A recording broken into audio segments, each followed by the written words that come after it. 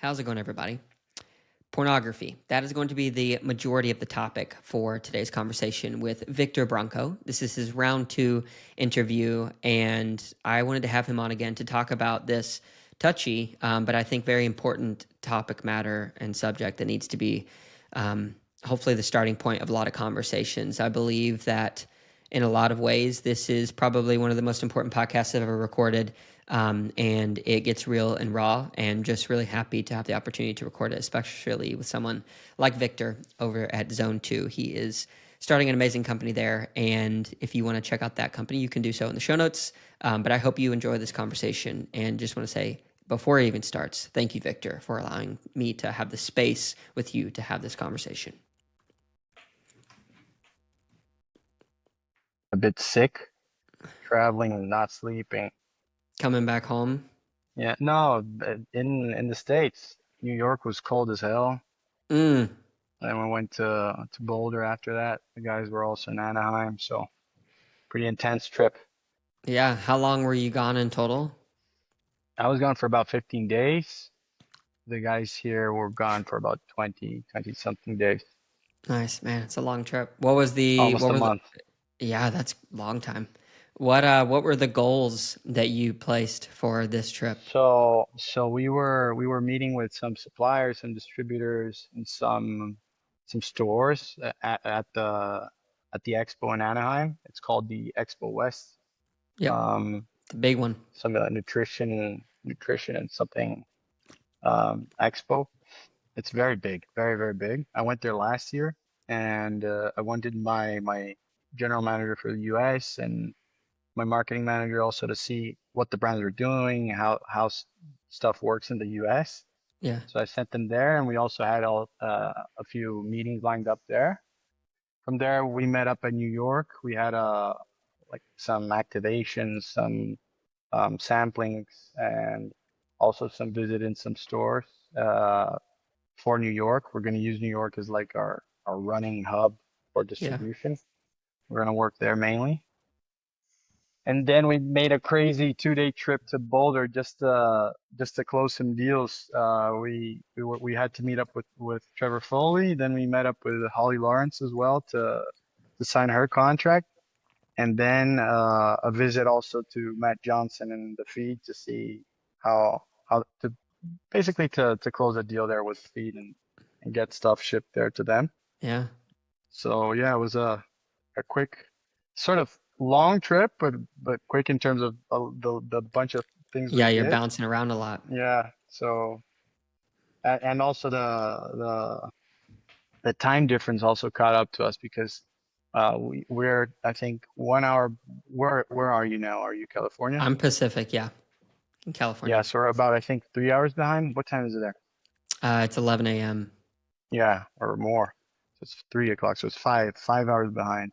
Yeah. You're 5 hours behind. So the time difference, we slept, I think one day 1 hour and we went out for a run. We also ran the island of Manhattan. So that was like 30 something miles. It was cold. Yeah. No wonder you We did a got bunch of sick, man. stuff. Yeah, we Yeah. did a bunch of stuff. Yeah. Did you find success in terms of getting the contracts, relationships built that you needed to kind of cement into place, if you're allowed to say? Yeah, I mean, it's almost like starting all over again, the company, because like we've built a bunch of stuff here in Brazil, but in terms of like brand recognition, you have to start from zero. So you can't go on what you have here in terms of Mm, like, yeah, we're the best selling brand in Brazil. That won't sell you inside the yeah. big retailers. So you have to start the brand there. And yeah, like talking to Matt from the feed, I get the feeling that most of the brands that come into the US that are from abroad, they just like, dude, you're the place to be in. I'll pay you the money, and I don't want the hassle to try and develop the brand there in the States.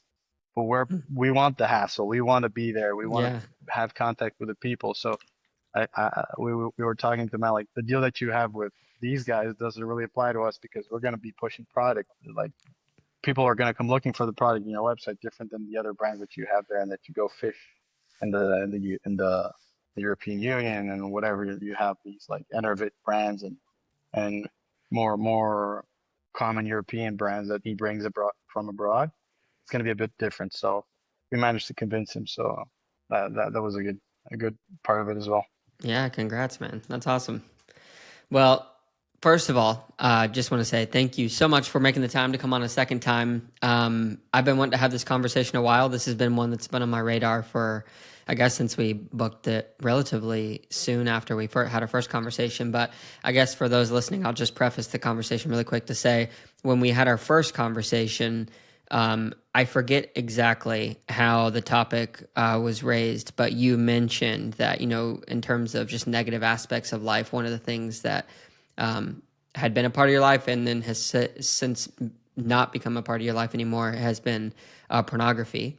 And I've had a huge struggle with that over the years, some battling there. And I feel like this is a conversation that is probably um, more ripe to be had than probably any time in the past 15, 20 years. I think just because of its prevalence, because statistically everyone has dealt with it in some fashion.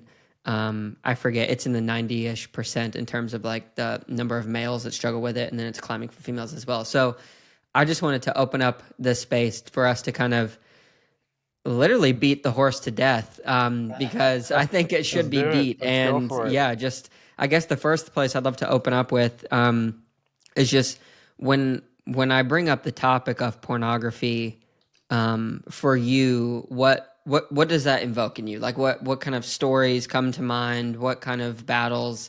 Anything at all you want to share? And then I have some more specific, pointed questions that we can dive into as well.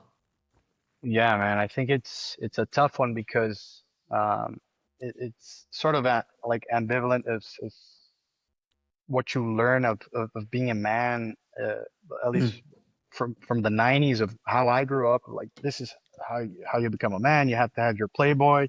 You you have to like girls in a certain way, and this is mm, how men behave. You go to barber shops and there are a bunch of pictures of naked women on the wall.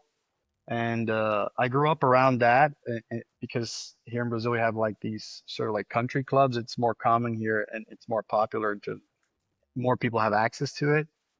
And like when you grew up with your friends, that was basically being the cool guy would be the guy that owns the Playboy magazines that mm-hmm. eventually had the VHS of the new porn that came out and future no, after that came I think LimeWire, came Mm, the downloads from the internet, and then after that like it's just your X ubiquitous. videos, yeah, Yeah. your websites.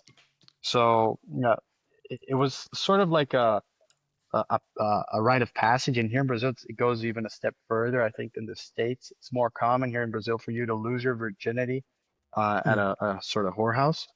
uh, Seriously. Wow, I didn't know that. yeah, it's more it's like you guys have in the States, sort of like your strip clubs.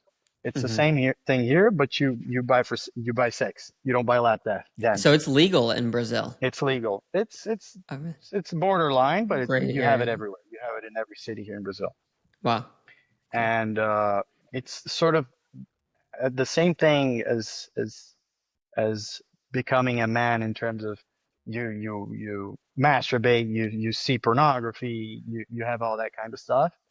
It was that you had to have sex at an early age. Between like your 13 to like 17, you were expected to Holy either cow. have had a girlfriend or go someplace, get your sex on with a prostitute.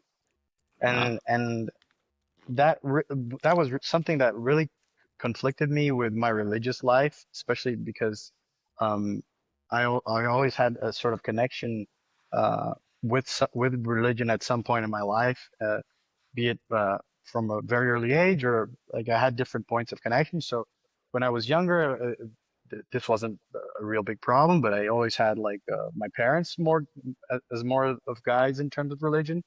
Getting to my teens, I had more of a I got it from my grandparents, my grandfather, my grandmother, because we went to this country club, the same one that had the porn pictures on the wall. Mm, Uh, but my grandmother, she was a minister of the church there, so she would ask me to go every Saturday, and I had that conflict of like I know this is wrong, but everyone mm. does it, and it's something that affirms me as a man, so I had to do it. So when you talk about pornography, that's how I was basically like Wow. thought to believe in pornography, and that it was something more harmless and um, more not necessary, but something that everyone had to do to become a man, you know? Wow, that's crazy. First of all, thanks for sharing that. I had no previous context to understand or know that, so that's wild. Just to hear just the cultural difference there. So I guess the next question I have for you is based on a little bit of my own experience, but so there's these kind of two chapters in my life of how I've related with porn. So when it was pre-marriage, and when you're younger, you know, you're just going through puberty, especially as a man, can't speak for the women, but especially as a man, like, you know, you're going through puberty and you start having just these raging hormones, and lust is like, it is a burning fire within every young man, and trying to figure out an outlet for that in a good way is like very difficult. So for me, I actually wasn't introduced into pornography till I was probably 12 or 13. It was at my friend's house, who was at my time the best friend, and he had like this little wooden chest that he had under lock and key, and you know, pictures that he printed off the internet, and you know, and then he'd show me stuff on his computer. And because I was a late bloomer in the beginning, honestly, it was just that curiosity thing. It wasn't even something that like I was really that into. Like 'cause at 13, I really hadn't gone through puberty yet, and so there wasn't like that just overwhelming stimulation going on in the brain where it's like, oh, I want to go after this. So then after I started to go through puberty, then you know, it was a lustful thing. I was seeking after it. And then what I realized that, you know, even after being married, and I went through, and we can talk about this too, but I went through like a 4 or 5 year period of like watching no pornography whatsoever. I'd totally given it up. But then as it's come back into my life, unfortunately, over the past several years, and it's like this once a month thing where like I shun it, and then like I go to it now instead of necessarily for lust. It's like of this wanting to have a sense of comfort or security or a relationship or companionship or something that like it what is empty within me. So it's like in the beginning, it's this lustful thing. As we get older, I think, and I'd be curious to hear what your experience has been or what you've heard from other people, but it's like it becomes something I'm grabbing out for in order to fill some type of a void. Uh, So like those are the two distinct chapters in my life where I related to it differently. Did you experience those similar chapters? I mean, you Definitely, get, yeah. definitely, yeah. I was also a late bloomer, so in terms of, I had the same feeling as like curiosity and also being a part of the guys because like my friends like used to have magazines and stuff, so Mm-hmm. I would also be part of the group. I think I also wanted my own magazines. And but yeah, once puberty hits and that shower of hormones, and I didn't have triathlon or anything to suppress that energy and outlet, it all went to not just porn, but also like girls and running after as many girls as possible in a different lifestyle that would be healthy. Uh, After that, I think I kept at it until like maybe I started dating my wife, and then it started to tune down because it made less sense. Mm-hmm. We saw a lot of each other, like, and we started also having a relationship, and that's something also that I think I never talked about is that we also started like this journey together in terms of like what we want out of our relationship, and it started evolving in something like we want to if we want to get married, we want to get married in the church. We're both Catholic, but we're living in sin because we were having sexual relationships. So how do we make peace with this? And whilst I'm having these discussions, I'm also having these internal discussions in terms of porn and masturbation and everything that goes with it, Mm. and that's also conflicting. So we decide, like, we get engaged, and I think from the moment we get engaged, we decide that we're not gonna have sex till we get married, which was Mm. about a year. And we started seeing a priest for like, I don't know how you say that in English, but it's sort of like a consultation for the marriage, and Like premarital if you really want to do counseling. this, exactly, premarital counseling. And it worked really well for us because we managed to understand why we were doing it and why we were getting married and what marriage meant. And that's something that's tough. Like we discussed last time, is like you have to have the same meaning as marriage as your spouse, or else you're going to expect something different from it than your spouse. So it needs to have Mm, the same meaning for you as it does for her. And that made it easier to start cutting that side of porn off. And masturbation also was a different point of it as well, because every time you watch porn, you watch porn to masturbate. So mm-hmm. it was something else that I've always wanted to cut off since I started getting closer with God. And once I got married, I had that, like, I'm gonna cut it off, because once I cut that off, I'm automatically not gonna need porn. Like, well, I usually had porn only because of that. So Mm-hmm. I started like this whole journey in my marriage to start cutting it off, and I sort of eased it out. I have, like, every year I would count, like, I cannot masturbate this month, and I would fall into temptation. I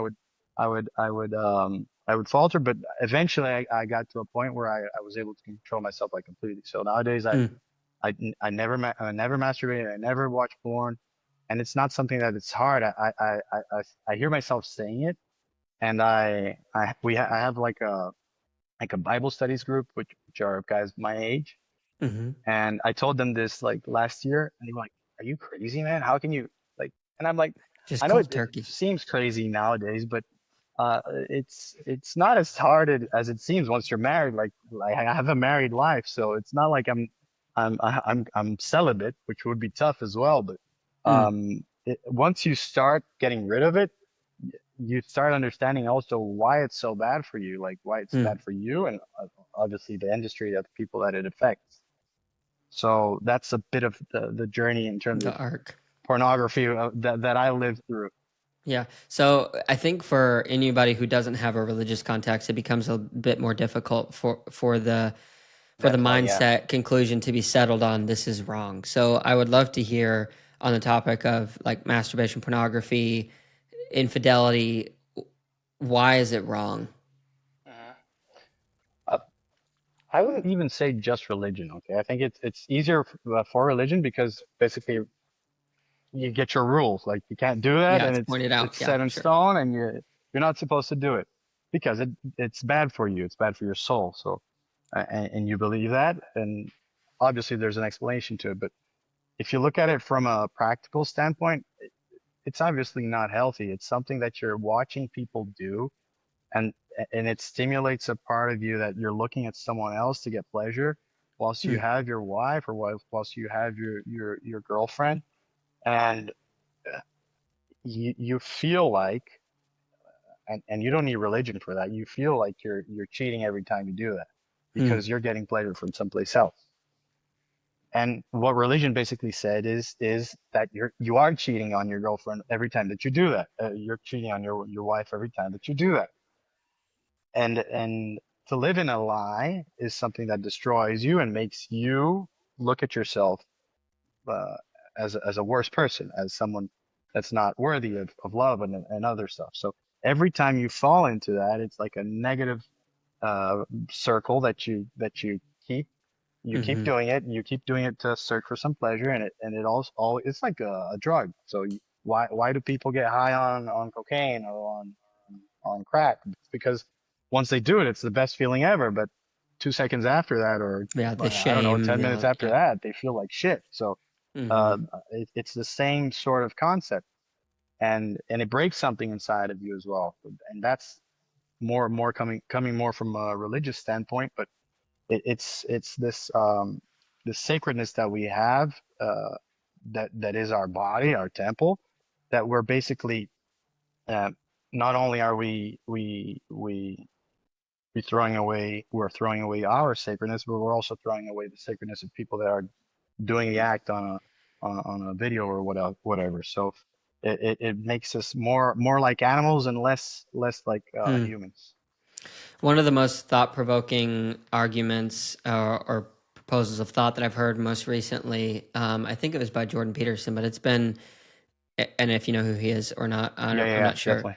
But his this idea I think has been echoed through several different popular orators. But it's the concept of, a lot of the identity that people assign themselves nowadays is in relation to their desires.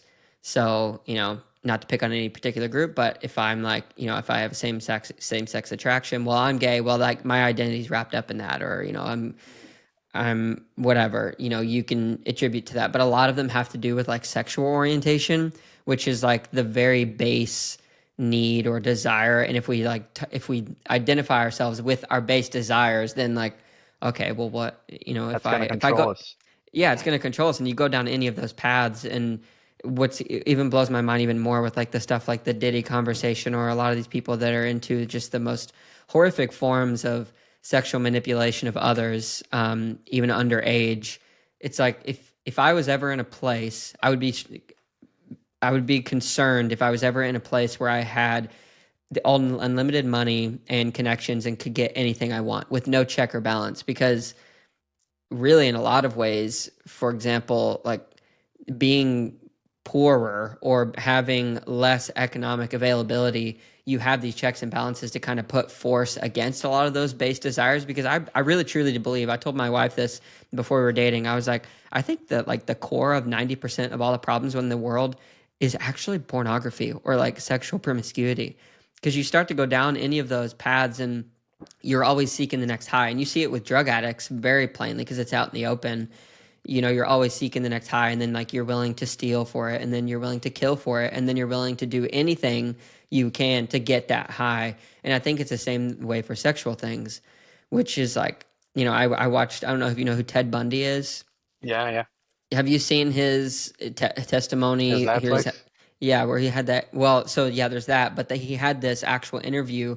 I think it was like a day or a few hours before he was to be executed. And for those who don't know him, like, careful what you look up. But Ted Bundy like did a lot of horrible things, killed a lot of people, and it involved a lot of like really messed up Yeah. sexual stuff. But in the interview, he was asked like, what was it that like caused this essentially?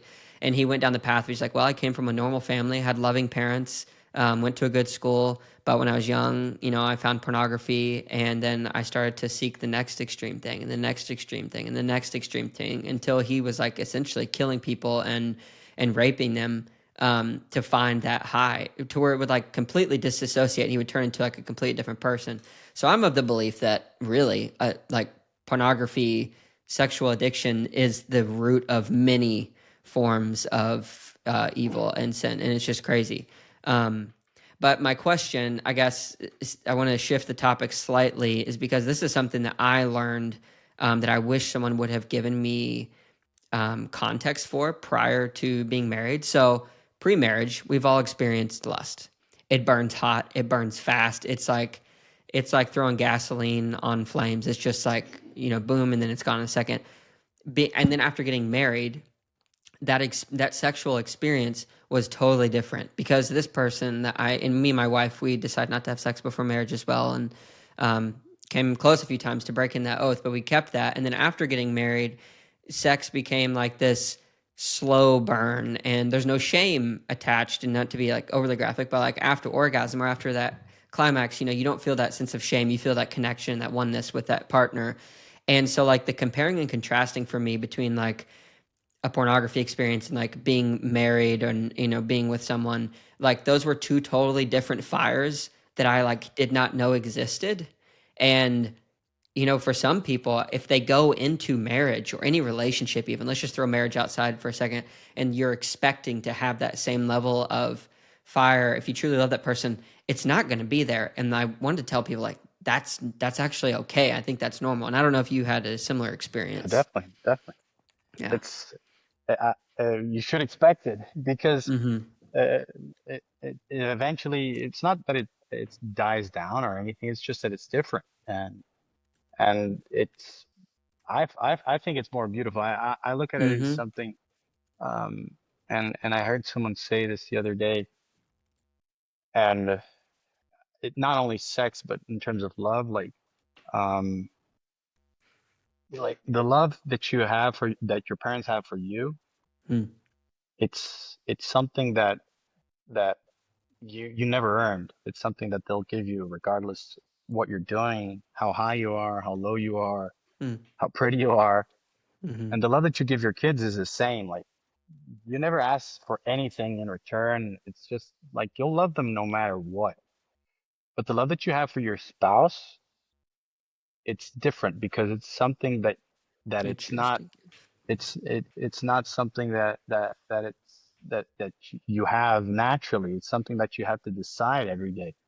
Mm, And that's why it's the most important aspect of religion. It's that or the order of the priests. So it's either you grow the flock as a married person, or you're a priest and you're like a shepherd for the flock. So the most important thing for the church, that why does religion exist, is to protect the family. Once you put pornography and you put lust and you put other things that are fast burning and that only deteriorate from the family, it's definitely going to look more attractive because that's what the devil that we believe in does.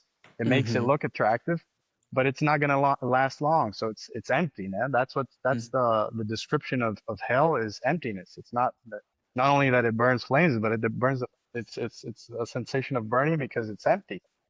mm, And yeah, so definitely, just going back on that is that the sensation that the sexual relationship you have with your wife, it's completely different than you have with a girlfriend. It's something that's I think you described it perfectly. It's the exact opposite of the sensation you have for a one night stand, for mm-hmm, a pornography masturbation session. Is the exact opposite. There's no shame. There's none of that rush of, oh my God, what am I doing? Is this crazy or not? Sometimes you do have that rush if you're like in a different place or not, but it's not mm-hmm. exactly the same. And after that, there's just a sense of fulfillment because that's how it's meant to be. That's you and her. Yeah, yeah, So yeah. it's completely different, and uh it's completely I think these words are a bit like exaggerated, but it's sort of like divine. It's what marriage is meant to be. So yeah, Mm-hmm. No, I 100% agree. Yeah, and also I would add, so I've only been married going on 8 years, and my wife, I don't know if I mentioned this to you previously, but I have in the podcast. It's just like it's like a cycle. You go through ups and downs, and every time around that circle, it just makes that bond so much stronger. And then sex means so much more, I think, because when I get to know my wife at a new level, even after 8 years, and I hope after 20 and 30 and 40 years, it just makes all of that so much deeper in a way that really cannot be described in words. I would struggle to really convey that because, like you said, sensation, it is a real sensation because my wife and I, we've gone through moments when we love each other, but we may not like each other in the moment.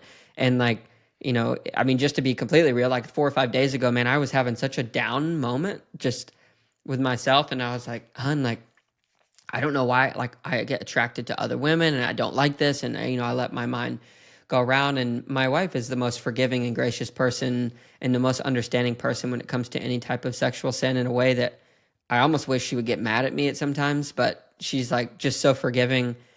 And I was going down this just dark road and she was like, "Hey, like I'm here. I'm not going to leave you. Like we're going to get through this together." And then, you have that understanding removed from that hard day a couple of days forward, then I'm able to look back on our relationship as we're taking a walk around along the Sacramento River, and I'm just realizing like, wow, like this is what marriage is actually about. And then when we do, make love, it has such a deeper meaning and understanding of like complete comfort. Because for me, what I usually am seeking is like for it's really like some comfort and security, like a level of warmth and understanding. Like I'm not going to get left because like my dad passed away when I was 16 by his own hand, so he left me. And then like I had step grandfathers that were abusive, and like they were had left me in respect. And I'd never broken up with a girlfriend in the past. Like I was always the one broken up with, so it was just like this recurring pattern. But marriage has the opportunity, I think, to if it's allowed to give the test of time, to basically speak truth back into any life that like, no, you are worth being loved. It's really supposed to be a representation, I think, of how Christ loves us in the church, right? So yeah. yeah, that's exactly it. Yeah, dude. But I mean, everyone has a journey, and for some reason, you had to go through what you went through to realize that. But it's funny because we were talking about the what was your first contact with pornography, and hearing you tell your story, and like you learn to love your wife in so many different ways. Like you Mm, respect her for, first of all, for just being that forgiving person that she is. Like that, it takes such a great heart to do that. And then you'll learn to love her like in a whole different level once you have your first kid with her, mm, and and you learn to root for her, and to be happy for every new growth and new step that she takes. And that's like it's basically you're as happy as it is when it happens to you, even more. mm. And and and I, and I was thinking about it because I was thinking about myself at 17. I was like, no, dude, she just needs to have tits and like a nice hat, and that will be fine. That's She all I doesn't need. need, yeah, she doesn't need a good personality. And once you cut porn off, I think that also has like a funny effect because I used to struggle a lot with this in terms of like looking at other women, especially when we were dating, Mm, and also in the beginning of the marriage. Like it's hard because especially I live in a world where there are a bunch of fit women, which are the women that do sports. There are a bunch of women that look nice, mhm, and I used to struggle a lot with that. And I think that cutting porn off and cutting masturbation off consequently was something that really helped me like just be more in control of myself. So in terms of like I understand that that girl's pretty. She is an attractive girl. But what I have with my wife and what I have with my children and in my family and in my home is a million times prettier, a million times more valuable to me more than to fulfilling. pursue any even thought of whatever it is that my brain wants to think about, my lizard brain wants to think about once I Mm, look at a pretty woman. And that makes life a lot lighter because it's not like God made someone pretty, and it's not like you're acknowledging it. You're just not pursuing the bad thought mhm, of being with that girl or yeah, doing stuff with that girl, and so I think that the part of the evolution of being able to control like these feelings. And I know people that probably hear us that are not as religious or that don't feel that this is something bad. They maybe look at this and say, wow, these guys are, they live such like a restricted life, and you can't do this, you can't do that. But it's that famous phrase that with discipline comes freedom. Like this is the sort of thing that will set you free to do what you actually want to do. Because for me, it's like the term of success is to be married with the same person till the day mm, I die. mm, That would be the greatest story that I could tell myself and my kids and whatever person that went through life with me, rather than having been on the sixth marriage and then dying alone on some home somewhere that nobody would consider visiting. So that to me is what I want. And to get there, I need to get through these problems that I have internally and that every man suffers with internally. And to do that, you need discipline. So mm, discipline in this case gives me freedom to pursue that which I want. mm, And it's tough because people don't look at it like that. They see, we only live once. Why don't you go out with that girl and that girl? Your wife will never know. And people try and justify themselves like that. And I think that it eventually catches up with mm. themselves, and Yeah. they're the only ones that suffer for it. Yeah, it's beautifully put. There's such a popular conversation that's also going on right now around longevity of life, like physical health. And Mm-hmm. I think that if we started to put a little more emphasis on the topic of like relational longevity, being in relationships, especially marriages for like the long haul, it's like the beautiful word picture, I guess, could be, an oak tree after 300 years. It's this strong, sturdy thing that you grow, and you can build a house in that oak tree. And you can't have that if you don't pursue relationships long term, because like you said, some people might feel restricted, And it's like, well, your option for sexual experiences are an inch deep and a mile wide. So you're not going to get very deep, but you can go and try every flavor of everything you ever wanted. But in term, you're gonna Yeah. always gonna put your foot in that water and be like, man, that's so shallow. But then like a relationship, it may be a let's just say 1 foot by 1 foot or 1 meter by 1 meter section of water, but the depth that you can go to is just it's honestly never ending. I think that you know if what we believe is true and an eternity is a real thing, if you have an eternity to build a relationship, like how much can you learn about a person? What depth of bonding are you able to have with that person? Because everybody knows that having long friends or friends from when you were really young or those ones you've had just for a long time, you can go and be with that person. There's no level of facade that needs to come up. You're just completely who you are. If you could build that over the course of 1,000 years, 10,000 years, I can only imagine what that would actually be like. Yeah, that's why they say that once you get married, you're one, right? Mm, You're not two anymore. You're one soul. You're one person because I feel that's how it actually works because if you take it seriously and if you work on it, that's how you'll spend eternity. yeah. And that's why you have to be your spouse's like biggest fan and biggest like Mm, supporter because everything that goes for her and she grows and uh, returns directly to you and to your family. So mm. I think that it's the noblest pursuit and the toughest and most important decision that you make in life is to try and be one with one person for the rest of your life. Yeah. So, talk to me in the context of what we've been discussing relationships, long term values, pornography, masturbation. Remind me how old your kids are and how are you planning to introduce them to this topic of that you're going to come I'm across screwed, this? man. I only have Yeah. girls. Okay. Yeah, Yeah. Good luck. I'm 36. I've been married for 10 years. I have a 5-year-old, a 2-year-old, and now I'm pregnant with a third girl. They're all girls. Congratulations. Thanks. So all my girls are called Mary Mm, something. So it's Maria Eduarda, Maria Beatriz, Maria Teresa. And that's cool. hopefully Mary helps me out with these girls because I have no clue of how I'm going to introduce this to the girls, but I hope their mom will help with this. Mm. But it's gonna have to be a topic, and I'm gonna have to shed a bunch of ego and uh, like ideas that I had of how I would be as a girl dad in terms of like carrying my gun around and chasing after their Mow boyfriends. down all the boys who come Exactly, thirsting. because Oh my.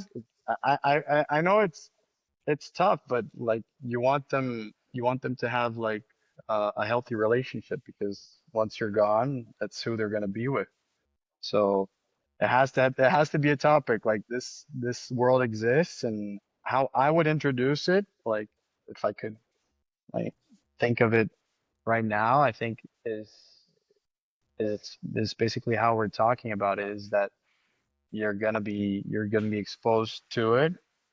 Like it's probably one of the worst drugs in terms of spiritual corruption there is, but it's out there, and Mm, just try and preserve what you have, know what it is, and always look for someone that brings you closer to God. And I think for me, it's gonna be like I don't know how each dad and different religions or no religions are gonna try and do this, but for me, it's gonna be more simple because I'm gonna try and introduce faith and religion to them. Already am, and at the earliest age, in a like the lightest and most loving way possible in terms of like, look, this is not you're gonna die if you don't do this, but this is the best tool you'll have to help you throughout life that I could ever give you. So mm, more than money, more than schools, if you have faith and if you have this book called the Bible and if you have this guy called Jesus and all of these characters are in this book, and if you manage to live by what this book and this guy tells you to live by, I can guarantee you that you will not be the depressed, be sad, be alone, be anxious. It's obviously tougher done than said. Mm-hmm. But I think if I manage to instill some of that in each of their hearts, it's gonna come naturally, like it sort of came to me. I hope it'll come at an earlier age, but each of us has their own journey, and Hmm. I'll obviously always be there to support them, I hope. Yeah. Well, How about you? Any kids in the plan? yeah, in the We talked plan. So about this my last time, right? yeah. So my wife and I, we will probably start quote unquote trying in like June or maybe a little bit before then, maybe in April or excuse me, May. My Oh, wife's on some stuff right like a medicine right now that like we're probably gonna wean her off just because there's some potential health risks there. So she probably wouldn't be down for me sharing that, but there it is. But so we're maybe gonna edited that one out. no, it's all fine. She'll be She fine. doesn't listen, so um but yeah, You'd we're be gonna start surprised. trying to have kids. Yeah, I'll probably tell her about this one because this is gonna be a unique podcast in itself. Yeah, but so I have two younger sisters. Uh-huh. The middle sister is 4 years younger than me. The youngest sister is 12 years younger than me. So I have this interesting perspective. And, like I was saying, I was 16 when my dad passed away. So the perspective that I hold on the development of young women, I think is different than a lot of people just because, when I lost my dad when I was 16, trauma How old were your typically, sisters? they were 12 and 4. Oh, they're younger. Yeah. They're younger than me. So they were 12 and 4 when that happened. So, you know, when that happened, I remember, well, let me just say this trauma, I think, robs people of their childhood in a lot of ways. Not saying that it brings you to maturity, but in terms of just the way that a child brain processes life before and after trauma, it's usually very different. A lot of phrases have been said where kids are robbed of their childhood or whatever it is. And so I was very analytical in terms of like my observation of them and very acutely aware of the actions, the things that I said and how it affected them. Even my mother, even though she was much older than me, when there's that absence of a father in the home, there's just this interesting thing that happens where girls, especially my middle sister, she was 12 years old. She was just starting to come of age. She was an early bloomer. So, she's going through 12, 13, 14, going through puberty, did not have a father figure. There was like this unspoken desire for me to be a leader in the home, but like I was 16 years old, a late bloomer, had no idea what life was even about. So, I imagine you know, that must have been so tough. it was tough. And thanks for saying that. But like now today, like I'm thankful that, I've made it through and through a lot of amazing people, honestly, that have invested themselves into my life. My whole family, like we're all alive and breathing and doing pretty well. So I have nothing to be super upset about, really. I think it's a lot of those things have become some of my greatest advantages in life, just the perspective, the forced perspective. But with young women, it's such an interesting dichotomy for me to observe because I know for a fact that I'll even go on a limb to generalization and say that all women want to know that they're beautiful by their fathers. And so, I get on Instagram today and I won't call anyone out, but I got on this morning and like there's this picture that very revealing of this young woman online. And you go and you look at the comments, and most guys are afraid to comment on them. And it's a bunch of girls, and they're all like, "Oh, babe, you slay, you're so hot," blah blah blah blah blah blah blah, and like they're seeking at some form of attention to know that they're pretty, which is like a completely normal thing. So with my daughters, like I'm thinking, like, man, if I do have daughters, if they start getting online at a young age, which I'm not going to get them a phone probably till they're 50, Yeah, but that's one of my ideas as well. yeah, like growing up in the woods, because it's like that kind of Exactly. stuff, I don't know. It's just it's very difficult to say how I would do things differently, but I know for a fact that it's a toxic place to be for a woman who's developing because the best thing for your daughters, I was going to say this earlier, I think that you're going to be a great dad or you are a great dad, especially in the Thanks. raising them through this age, because the best thing I think that you can do for your daughters is to have a loving relationship with your wife, and that will show them where value comes from. Because as soon as someone starts looking elsewhere, like I was saying, a mile wide and an inch deep. I think it's anywhere you can go to find that short level of gratification of like, oh, I am pretty because this guy told me I have a nice butt, because this guy said I have nice boobs, because whatever it is. And like that fulfills a piece of that emptiness, but it doesn't last very long. So, yeah, Definitely. yeah. And just to circle back on the social media and like internet and what things are now that we're like my kids aren't close to having a cell phone yet, but I don't know how it will be if it will still be Instagram, TikTok, and whatnot. Mm-hmm. But like it's tough for us, and we're grown men, and we know Mm, what we like, what we don't like. We know if something's more of a lust of a imagine for a kid, like it's so addicting and and so hard to get out of that, even when you're a thinking grown man. For a kid that's going through all these insecurities and puberty and trying to fit in school, yeah, I mean, you do have loving parents. Like Ted Bundy had loving parents, but obviously, I'm not going to compare like the levels of parenting, but mm-hmm. it's like it's something that I will definitely want to avoid. Is that I think that's even tougher than talking about pornography is like introducing the kids to social media and how you do it. Like that's gonna be that's gonna be a tough subject when it comes around. But we're also of the line that the longest that we can wait out and the longest that we can like do outdoors, go outdoor, travel with them, like get them to see real life before they get stuck inside a screen. Mm, And we're gonna fight for that. mm.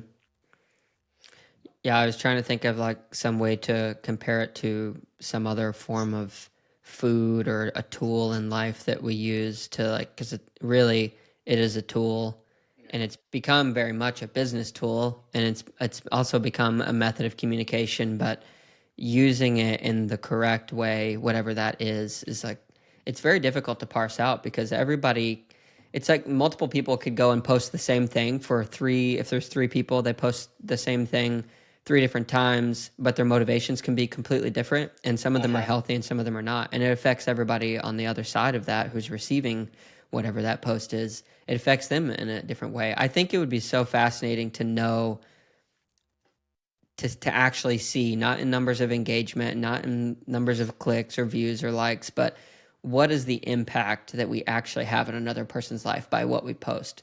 Because I think it transcends beyond off screen. It transcends how we think, why we think what Hmm. we think, how we process life. Like it's just, yeah, it's a crazy time to be alive with the method of communication that we have. And that's something that I did for Lent now. We're almost in, yes, there's this period of 40 days of Lent Hmm. until Easter. So we usually give up something to remember Jesus giving it the 40 days of Jesus in the desert and get Mm. ready for Easter.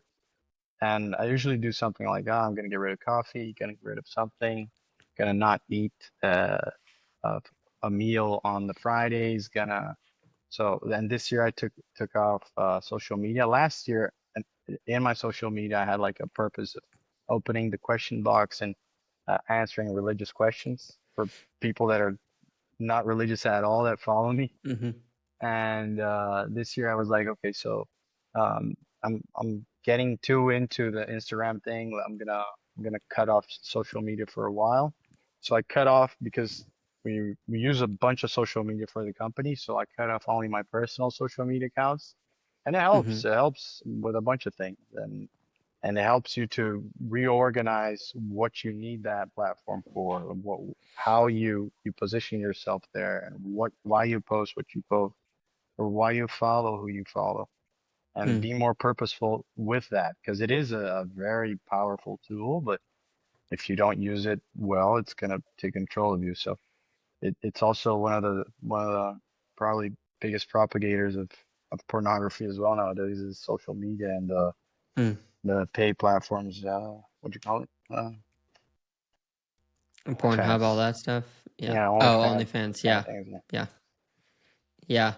Yeah, it is crazy. I've listened to quite a few podcasts in the last week. Have you heard of Chris Williamson with Modern Wisdom? His podcast? Yeah, Yeah. We probably listen to all the same stuff, but yeah. he Probably um do. he he did this recent conversation with, I forget her name. What is her name? It's a blonde girl. I have to link it in the show notes if whoever wants to go check it out. But she was talking about just the deep dive education on like what pornography actually does to people, and like what are the inner workings of the business models behind it, and in terms of just the number of illegal and abusive content that gets uploaded to these different sites, whether it be OnlyFans or Pornhub or whatever. Like it's mind boggling.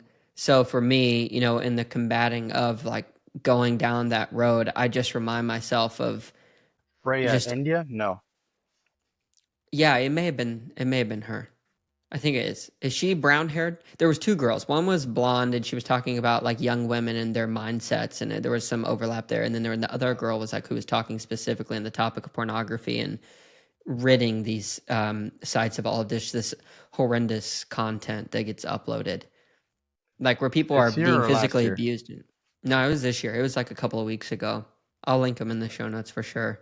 Um, Yeah. I can't remember, but The modern women feel more lost than ever. Yeah, yeah, that's the film. Is that Freya? yeah. But Yeah, maybe, yeah, maybe not. You'll have to link that one yeah. later. I'll link them.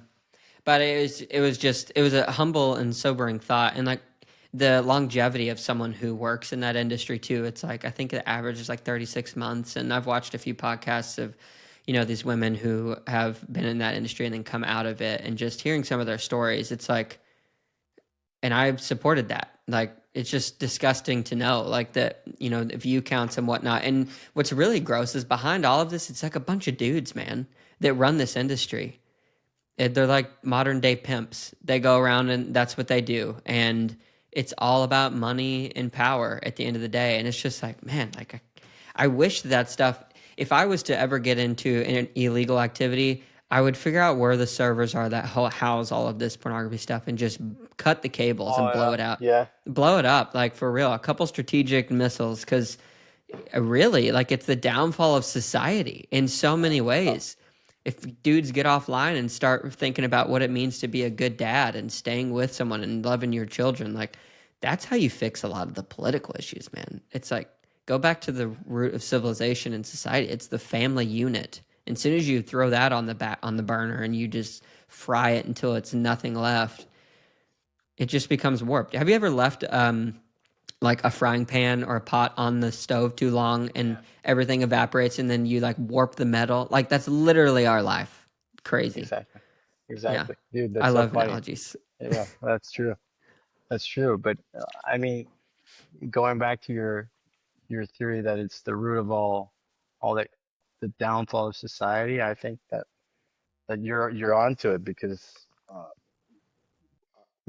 most of our problems would probably get fixed if we didn't have power greedy or pornographers or people that didn't mean good because usually when you have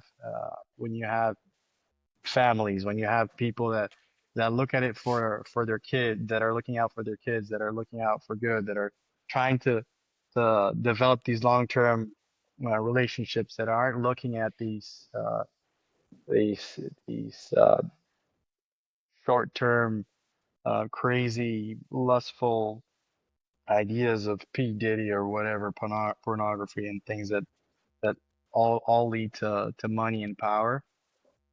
You'd probably not have as many wars and as many conflicts and as Hmm. many upset, lonely people as you do. Because if if if you cut that off, it's it's tough to feed to feed the other two, which is power and money as well. Mm. Because you it basically you use them for good, and you'll eventually distribute them out. I don't know, but I think you're onto something there with uh with it being the cause of most of the evils. Mm. I think it all comes back to to try what destroys societies and the families, and I think that when you put money and power and pleasure above above God, above love, above family, then you're Hmm. destined to lose. Yeah, I'd love to see the studies of what I forget all of the what the base needs are of humanity, but it's like food and water, shelter, environment. Obviously, sex is one of them, and food or whatever. It's like if you can corrupt any of those. Okay, so food, fast food, you introduce that environment. You shove a bunch of people into a city where the lights block out the stars, so you're not reminded of the nature and the beauty of the world. Things that disrupt your sleep, phones, like all of these things that are right at our fingertips that are of convenience, and when we bring them into our operation of what's going on within our body, it's like yeah, it throws all of those things off. Yeah, that's a whole nother Crazy. conversation. Yeah, it It's is a crazy. cra But it's crazy. We're going down the destruction rabbit hole. yeah. So let me ask you this kind of to wrap up a little bit. For somebody who practically is like, you know what, I'm recognizing that I'm empty and I'm not able to find solace and fulfillment from these things, and I think I want to break them off. What practical advice would you give to a young man or woman who is wanting to leave these things behind, specifically pornography and masturbation? You have to recognize first why it's bad. So you need to understand why it's bad for you and why it doesn't contribute to who you want to become and who you think you want to become and who you think you are. So first you need to find out who you want to be and who you think you want to be and who you think you are. And then you need to make peace with the bad things that you have, the bad vices that you have, the bad habits that you have. You need to look them straight in the face, and then you need to work at it every day. You need to know that you're imperfect, that everyone is, Hmm. that everyone fails, everyone's a sinner, everyone does bad things all the time, do bad, and so, but you have to make peace with that, and you have to forgive yourself. You have to want to be better every day, and you have to fight at it every day. It's like a drug addict. Once you're a drug addict, you're never an ex-drug addict. You're just Hmm. holding on counting the days that you haven't Sober. used, that you're sober. So that's how I see it. That basically every day is a new opportunity to do it right. So you're never the devil is never far away. He's always waiting for you to slip and for you to think about some temptation or something that, oh, that would be okay. That's not that bad. Hmm. And that's how you start slipping down. But always, if you do slip down, remember that you have to forgive yourself and you have to keep striving to be better. The alternative is much worse, to Hmm. fall down and to just think you're a piece of shit and that you're made that way and you're supposed to look at porn or to be inside the industry or to make money through that, and you're definitely not built to be that way. You're built to be happy. You're built to fulfill whatever it is you believe that you should be. You were set on this earth to do. Hmm. For sure. Well, Victor, thank you for taking the time. Can't believe we're already basically at an hour. It's a great conversation. It's one that I think that needs to be popularized and talked about a lot more. But thank It's a you tough for one, man. sharing your story and People, experience. yeah, people definitely don't want to talk about this. Well, good. I hope this one goes viral and it just gets shared to everybody because it Let's is a go. conversation that needs to happen. So, thank you so much for making the time, man. We're gonna start they have the no fap November. We're gonna do the no fap 2025. There you go. I love it. I love it. We'll do it. Uh, Th- Thanks, man. good talk, man. Later. Thank you so much to Victor for coming on the pod and sharing in such a way that he did, so candidly, and just the ability to even say those words, pornography, masturbation, infidelity, and talk about them in an open light is not an easy thing to do. And it comes at the potential for scrutiny, but that's okay because I think this conversation needs to happen. And I'm so glad that it was able to happen in a small way here on this podcast. So thank you so much for jumping in, listening. And if you learned anything, I just ask that you would share that with somebody who you care about. So thank you so much again for Victor for coming on. If you want to check out the Zone 2 performance, that company, check out the show notes in the description. And also, you can check out those 2 podcasts from Chris Williamson that I was mentioning about these topics and the development of young women and the just the crazy behind the scenes stuff that goes on in the pornography world and how it truly affects the world in a negative way. So go check out those things. If you are still watching and to this point, just want to say thank you so much. If you're watching on YouTube, if you could like, comment, subscribe, turn on the notification bell, that helps to continue to grow the pod. If you're on Apple Podcasts or Spotify, if you could like, review, comment on those platforms as well, that would continue to help grow this system that I'm building with the podcast. And also, last thing, newsletter. If you want to sign up for that, you can check out the show note descriptions as well. They'll take you to the website and you can enter your email there if you want to get a weekly roundup of the conversations that I've had for the previous week. All right. Thank you guys so much, and we'll catch you in the next one. Peace.